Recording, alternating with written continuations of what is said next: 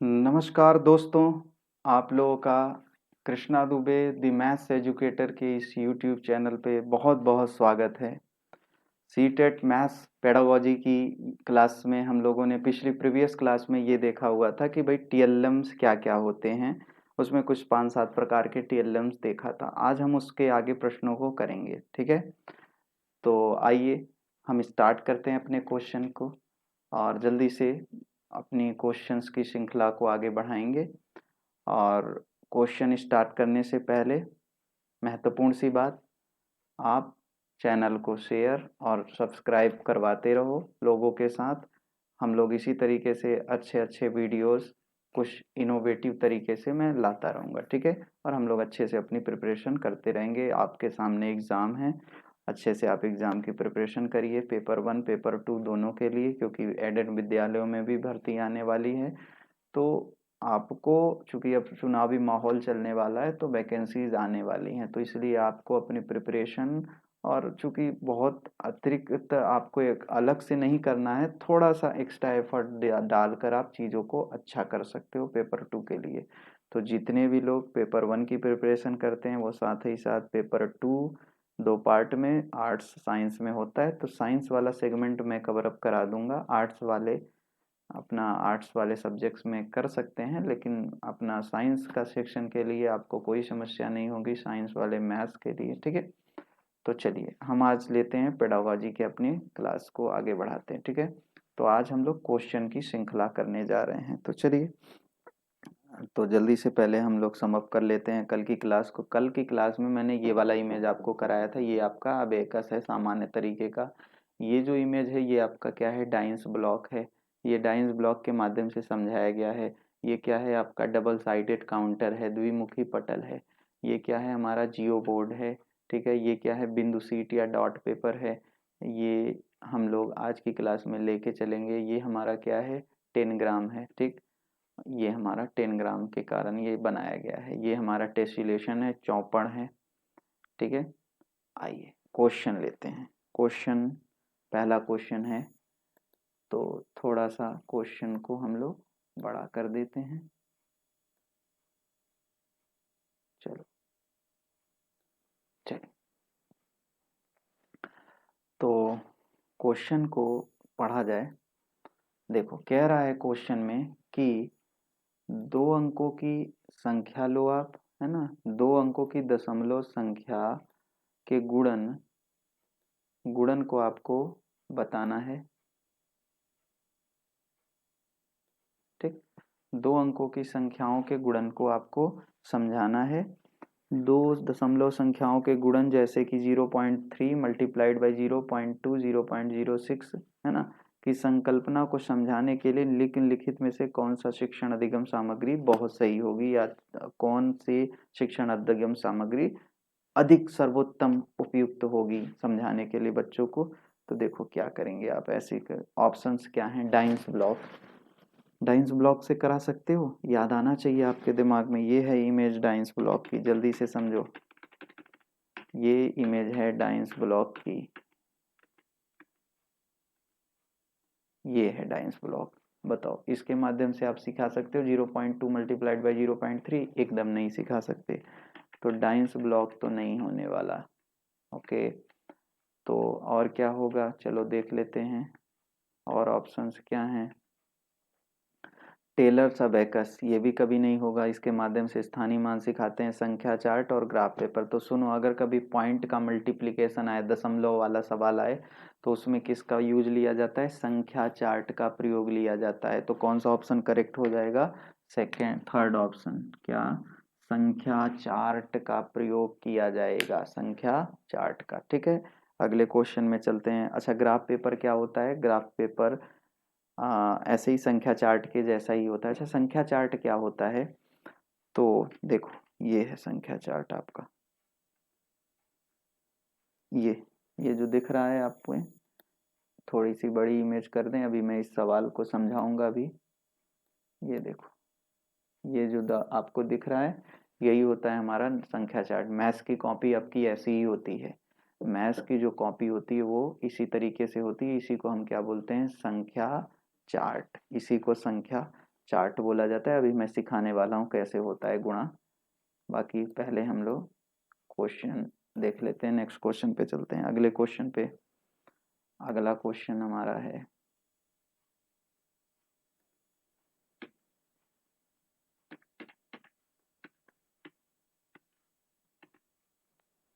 चलो क्वेश्चन ये है भैया, देखो क्वेश्चन कुछ बड़ा कर दें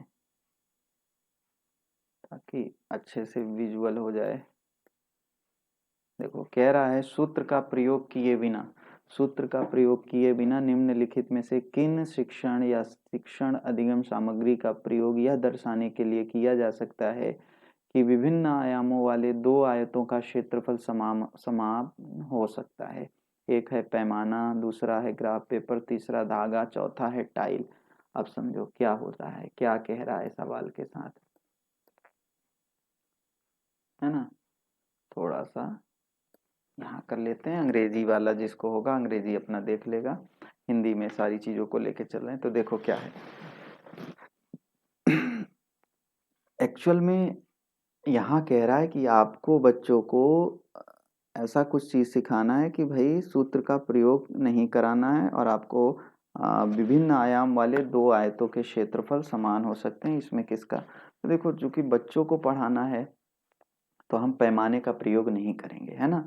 पैमाना सबसे अल्टीमेटली लास्ट होता है जब बच्चा अमूर्तता के गुण को जान लेता है। अब बात करते हैं ग्राफ पेपर, तो ये सबसे अच्छा तरीका होता है ग्राफ पेपर की मदद से। ग्राफ पेपर की मदद से मतलब आप ग्राफ पेपर लोगे, वहां दो आकृतियां बनाओगे और उनके क्षेत्रफल में समानता असमानता जो भी कुछ होगा वो दिखा दोगे, ठीक है।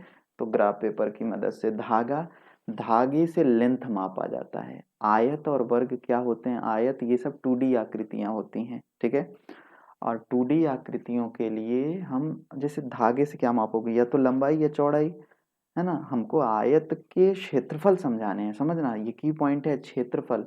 और क्षेत्रफल से तात्पर्य ये होगा कि भाई हम लेंथ नहीं, हमें एरिया निकालना है, तो हम धागे का प्रयोग नहीं करेंगे। अगला है टाइल, तो टाइल का मतलब जो आप टाइल से समझते हो वही वैसे ही रहते हैं, ठीक है, वही चीजें होती हैं। तो टाइल को आप लेके आप माप सकते हो, छोटे या बड़े आकार की टाइल्स को लेकर आप माप सकते हो, ठीक। तो टाइल का प्रयोग किया जाता है। और ग्राफ पेपर का मतलब कौन सा ऑप्शन सही हो जाएगा, बी और डी। ग्राफ पेपर और टाइल, बी और डी मतलब बोले तो 1 2 3 4 के हिसाब से सेकंड मतलब बी, बी ऑप्शन करेक्ट हो जाएगा आपका इस सवाल का। बोलो सही बात है। नेक्स्ट क्वेश्चन पे चला जाए। अगला क्वेश्चन है, थोड़ा सा बड़ा कर दें। देखो क्वेश्चन ये कह रहा है भैया, एक सेकेंड, क्वेश्चन ये कह रहा है कि यह समझाने के लिए कि 1/4 1/3 से छोटा है, निम्नलिखित में से कौन सी योजना सबसे अधिक उपयुक्त होगी, ठीक है। 1/4 1/3 से छोटा है, तो अगर कभी भिन्नों की संकल्पना आपको समझानी हो तो फिर से बता दिया, संख्या चार्ट का भिन्न मतलब दशमलव, और दशमलव और भिन्न पढ़ाने के लिए केवल और केवल प्रयोग क्या लिया जाता है, जो सबसे उपयुक्त होता है वो संख्या चार्ट। लघुत्तम समापवर्त विधि अच्छी बात है, लेकिन ये जब तब करोगे जब बच्चों को संख्या का ज्ञान हो जाएगा, है ना, मतलब अमूर्तता का गुण विकसित हो जाएगा। कागज की पट्टी का प्रयोग ये नहीं करते हैं, डाइंस ब्लॉक एकदम नहीं किया जाता, तो संख्या चार्ट का प्रयोग करेंगे। बोलो इतनी बात सबको समझ आ गई। चलिए नेक्स्ट क्वेश्चन में, मतलब 1/4 1/3 से छोटा है तो किसका प्रयोग करेंगे, संख्या चार्ट का। अगला क्वेश्चन ले लेते हैं। अगला क्वेश्चन है कि आकृतियों के निम्नलिखित पहलुओं में से किसका प्राथमिक स्तर से कोई संबंध नहीं है। ये पिछले वर्ष सवाल आया हुआ था, किसका संबंध नहीं है, कोण सममिति चौपड़ प्रतिरूप, कोण सममिति चौपड़ समरूप। तो समझो कोण, बहुत से लोग कोण को सोचेंगे कि प्राइमरी एजुकेशन में पढ़ाया जाता है, नहीं भाई, कोण प्राइमरी एजुकेशन में बच्चों को नहीं पढ़ाया जाता, आप जानते हो क्योंकि आप टेट सीटेट की प्रिपरेशन कर रहे हो, ठीक है।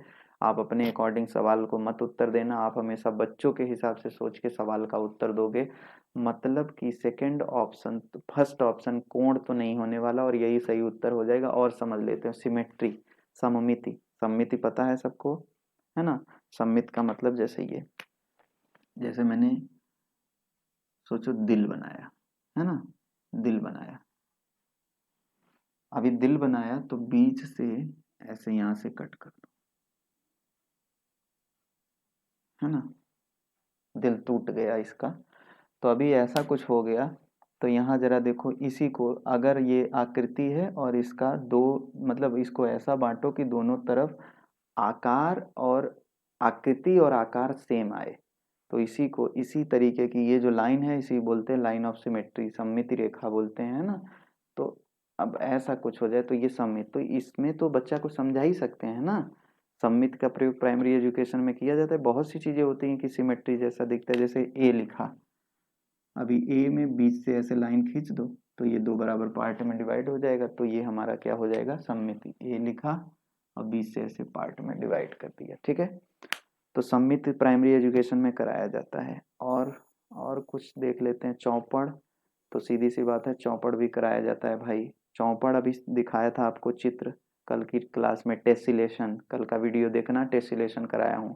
पैटर्न, पैटर्न भी एज ए टेसिलेशन ही पैटर्न का रूप होता है। तो टेसिलेशन मतलब पूरी आकृति, पैटर्न मतलब उसमें देखोगे ऐसे अलग अलग शेप बना रहता है, अलग अलग शेप, तो एक ही पैटर्न, जैसे साड़ी लोग कहते हैं ना, साड़ी इस पैटर्न पे है, तो वो क्या है, वो पैटर्न। तो सिंपल सी बात है ऑब्वियसली कि ये प्राइमरी एजुकेशन में कराया जा सकता है।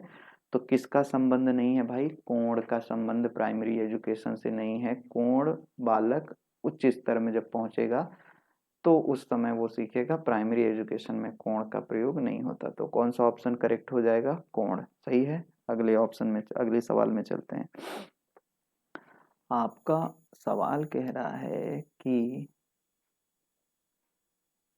दिए गए एक आयत में, ठीक, आयत और समानांतर चतुर्भुज का क्षेत्रफल समान है, परंतु कक्षा 4 के अनेक शिक्षार्थियों ने उत्तर दिया कि समानांतर चतुर्भुज का क्षेत्रफल अधिक है। शिक्षक शिक्षार्थियों को यह समझाने में किस प्रकार सहायता कर सकता है कि दोनों के क्षेत्रफल समान हैं।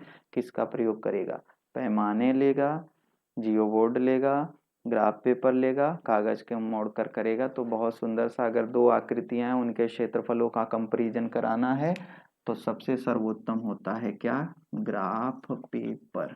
किसका प्रयोग किया जाता है, ग्राफ पेपर। अभी अभी आपको दिखाया भी था ग्राफ पेपर, है ना, वैसे ही होता है ग्राफ पेपर। जैसे आपका संख्या चार्ट होता है वैसे ही ग्राफ पेपर होता है, उसमें छोटे छोटे होते हैं ग्रिड जिसे हम लोग बोलते हैं, ठीक है। तो किसका प्रयोग किया जाए, ग्राफ पेपर। बाकी क्यों नहीं किया जाता, जियो बोर्ड तो एकदम नहीं होगा, है ना। जियो बोर्ड सिर्फ आधारभूत संकल्पना बनाने के लिए कि इसका चित्र ये होता है, इसकी आकृति ये होती है, इसमें कोना ये होता है, इसमें रेखा ये होती है, इसमें तिर्यक रेखा ये होती है, ये बताने के लिए किया जाता है। पैमाना बहुत उच्च स्तर की बात हो जाती है ना, पैमाना नहीं करेंगे। अभी बात करते हैं कागज को मोड़ कर, तो कर सकते हो, लेकिन जो सबसे उपयुक्त लगे वो उत्तर दिया करें, ठीक है। चलिए अगले सवाल में चलते हैं। कह रहा है दो दशमलव संख्याओं की संकल्पना को पढ़ाने के लिए निम्नलिखित में से शिक्षण अधिगम का कौन सा साधन सर्वाधिक उपयुक्त है। मतलब दशमलव संख्या को पढ़ाने के लिए फिर से सवाल आ गया वही। मोतीमाला नहीं लेते हैं, ग्राफ पेपर, गिनतारा, जियो बोर्ड। तो जियो बोर्ड और गिनतारा तो लोगे नहीं, बचा क्या, ग्राफ पेपर। अब आप कहोगे सर जी आपने पिछले सवाल में भी बताया ग्राफ पेपर, यहाँ भी भैया ग्राफ पेपर संख्या चार्ट एक ही है, संख्या चार्ट को ही ग्राफ पेपर कह सकते हो आप, ठीक है। तो अगर ग्राफ पेपर रहेगा तो संख्या चार्ट नहीं रहेगा तो ग्राफ पेपर का चयन करना, और अगर संख्या चार्ट ग्राफ पेपर दोनों रहेगा तो संख्या चार्ट का चयन उपयुक्त होता है। अब यहाँ नहीं है तो ग्राफ पेपर और संख्या चार्ट एक ही बात होती है, ऐसे यही को बोलते हैं भाई। इसको ऐसे से डिवाइड कर दो। Graph paper high school inter में आपने बनाया होगा, तो आपके मैथ्स की कॉपी में ही तो जैसा होता है वैसे ही होता है। ऐसे ही इसको बढ़ाओ और ऐसे ऐसे डिवाइड कर दो इसको, है ना। ये यही तो होता है ग्राफ पेपर, और इसी को हम लोग संख्या चार्ट कहते हैं, ठीक। तो कौन सा ऑप्शन सही हो जाएगा, बी वाला, मतलब ग्राफ पेपर यूज में किया जाता है। अगला क्वेश्चन लेते हैं। क्वेश्चन को थोड़ा सा बड़ा कर दें,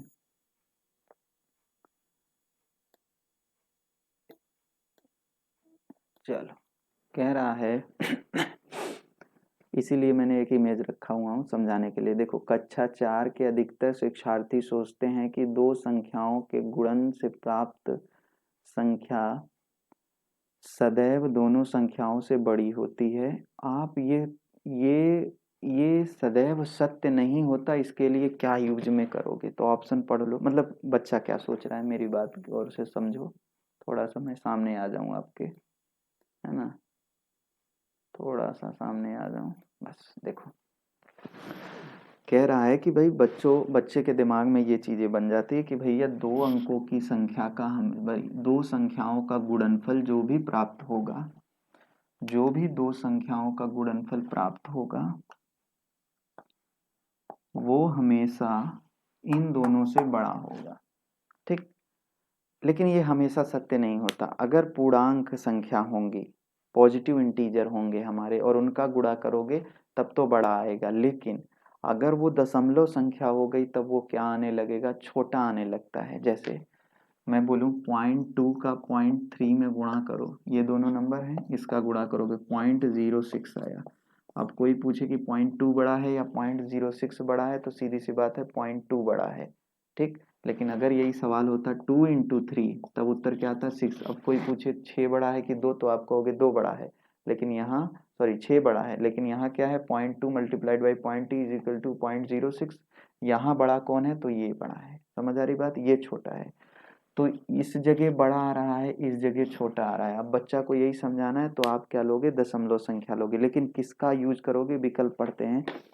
इसे संख्याओं के बार बार योग द्वारा प्रदर्शित करेंगे, दो दशमलव संख्याओं के गुणन की कलन विधि को प्रदर्शित करेंगे, ग्रिड पेपर पर दो दशमलव संख्याओं के गुणन को प्रदर्शित करेंगे, एक पूर्ण संख्या और एक भिन्न के गुणनफल की कलन विधि को संख्या रेखा पे। तो कलन विधि मतलब कैलकुलेशन मेथड, कैलकुलेशन करा के नहीं, बच्चा को हमको थोड़ा सा सिखा के, अगर कुछ हमारा टीएलएम यूज में आ जाए वो यूज करेंगे। तो कौन सा यूज करेंगे? ग्रिड पेपर की मदद से हम दो दशमलव संख्याओं का गुणनफल प्रदर्शित कर देंगे और बता देंगे।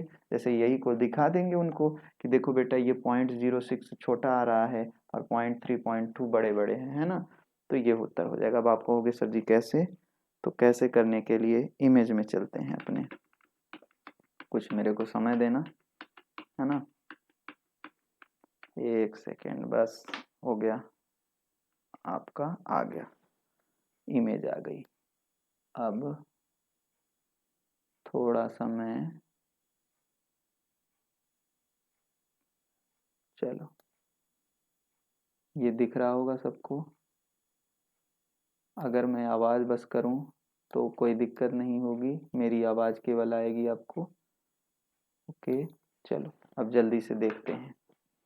आवाज़ मेरी समझना और चित्र के माध्यम से समझिएगा, सुनिएगा आवाज़ को। देखो पहला लिखा है 0.3, ठीक है, जल्दी से समझो। 0.3 मतलब 3/10, मतलब 10 खाने में कितने खाने का चयन करना है? 3 खाने। तो पूरे 100 खाने में 100 10 गुणे 10 का ग्रिड पेपर लेते हैं, एक ग्रिड पेपर 10 गुणे 10 का होता है, ठीक है। तो 10 गुणे 10 का मतलब उसमें 100 छोटे छोटे खाने होंगे। तो अगर 10 खाने में 3 खाना लेंगे तो 100 खाने में कितना लेंगे? तो आप कहोगे सर जी 30 ठो। 10 बड़े बड़े खाने में 3 खाना का चयन करेंगे भाई। 0.3 का मतलब 3/10, 3/10 मतलब 10 में से 3 का, तो 100 में कितने का? 30 का। तो पहली वाली जो हमारा ग्रिड पेपर दिख रहा है, इसमें हरे रंग से 30 ठो रंगा हुआ है। बोलो हाँ या ना, क्लियर। अब आते हैं 0.4 में। तो 0.4 का मतलब होता है 4/10। 4/10 मतलब 10 में 4, तो 10 में 4 है मतलब 100 में 40। तो देखो इसी कारण 40 खाने पीले रंग से रंगे गए हैं, ठीक। अब इन दोनों को जब गुणा करने का मतलब दोनों को आपस में मिला दो। तो जब दोनों को आपस में मिलाया गया तो देखो जो ब्लू खाना तीसरे लाइन में है, तीसरे लाइन में ब्लू खाना है, ब्लू वाला देखो वो कितने कितने मिल रहे हैं। तो इधर वाले का 3, उधर का 4, तो ये दोनों मिल के 12 खाने बन गए। जबकि थे कितने खाने? पहले वाले में 30 ठो रंगा हुआ था और दूसरे में कितना रंगा था? 40 ठो। और जब गुणा किया तो मिलने के बाद नीले रंग का जो रंगा वही गुणा है। तो कितना रंगा? तो आप कहोगे सर जी केवल 12 ठो। बताओ छोटा नंबर आ गया कि नहीं। उधर देखो 30 है, इधर 40 रंगा है, जबकि उत्तर गुणा करने पे कितने रंगे आ रहे हैं? केवल 12 ठो गुणा करने पे आ रहा है। इसका मतलब छोटा कौन है? ये 12 वाला छोटा हो जाएगा ना भाई। देखो 100 खाने में 30 खाना, 100 खाने में 30 खाने, 100 खाने में 40 खाना, जबकि यहाँ 100 खाने में कितने नीले खाने हैं? तो आप कहोगे 12। तो सीधी सी बात है, ये तो छोटा नंबर है। तो बच्चा यहाँ से समझ भी पाएगा कि हाँ सही बात है, हमेशा बड़ा नहीं आता है, अगर दशमलव संख्याएं रहेंगी तो छोटा आएगा। ओके, आई थिंक आपको समझ आ गया होगा क्वेश्चन। जल्दी से चलते हैं अपने अगले सवाल पे, नेक्स्ट क्वेश्चन पे चलते हैं। ठीक, अगला क्वेश्चन लेते हैं। थोड़ा सा क्वेश्चन को और जूम कर दिया जाए।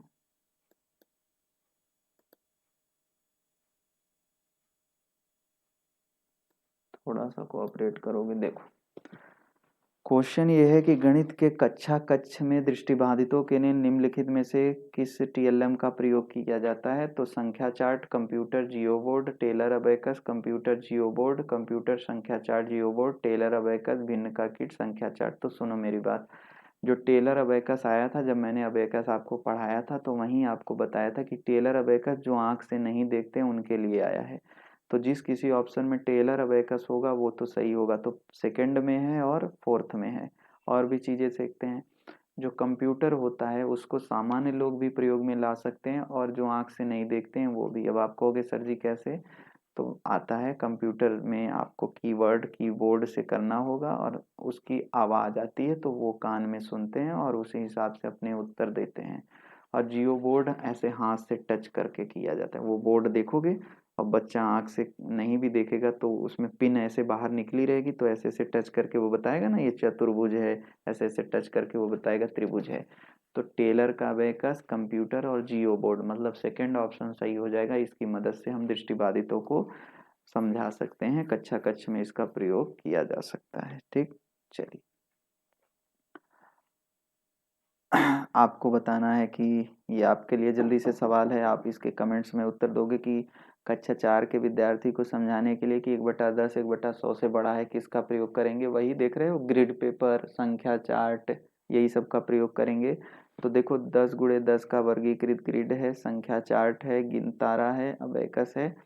तो किसका प्रयोग कर सकते हो? संख्या चार्ट का प्रयोग किया जाएगा। किसका प्रयोग किया जाएगा? संख्या चार्ट, सॉरी संख्या चार्ट। एक ऐसा मान के चलो कि यहाँ पर संख्या चार्ट 10x10 का वर्गीकृत ग्रिड भी यूज में लिया जा सकता है, लेकिन उपयुक्त क्या होगा? संख्या चार्ट, क्योंकि संख्या चार्ट जनरलाइज्ड केस होता है। ठीक है, चलो नेक्स्ट क्वेश्चन है, कक्षा 4 में सममिति और परावर्तन की ज्यामिति को बच्चों को समझाना है। ठीक है, निम्नलिखित में से व्यवहार कौशल कौन सा उपकरण होगा? सममिति और परावर्तन मतलब 2D सिखाना है। तो चलो पहले द्विमुखी पटल, क्या ये बता सकते हो? द्विमुखी पटल से कल समझाया था, डबल साइडेड काउंटर क्या कराया जाता है, उसके माध्यम से हम बच्चों को क्या सिखाते हैं? उसके माध्यम से द्विमुखी पटल के माध्यम से जोड़ घटाओ ये सिखाते हैं, चिन्ह सहित, मतलब ये नहीं होने वाला। नेक्स्ट है मोती की माला। मोती की माला ऐसे ले लोगे तो गिनना सीखेगा, वो सममिति और परावर्तन नहीं करा पाओगे आप। गिन तारा की मदद से नहीं करा सकते, स्थानीय मान कराया जाता है। बचा क्या? बिंदु सी, डॉट पेपर। और डॉट पेपर देखो कल की क्लास में, ये है डॉट पेपर। एक मिनट, ओके। तो ये लास्ट क्वेश्चन है आपके सीरीज का। ठीक, मैं डॉट पेपर पे आ जाऊं, ये है डॉट पेपर आपका। ठीक, तो आज की क्लास में इतना ही। आप लोग का जुड़ने के लिए बहुत बहुत धन्यवाद। अच्छे से आप लोग चीज़ों को करो। नेक्स्ट आगे की वीडियो में कुछ और पेडागोजीज के टर्म लेके आएंगे। तो आप ये वीडियो को शेयर और सब्सक्राइब जरूर करवा दो लोगों के साथ। ठीक है, धन्यवाद।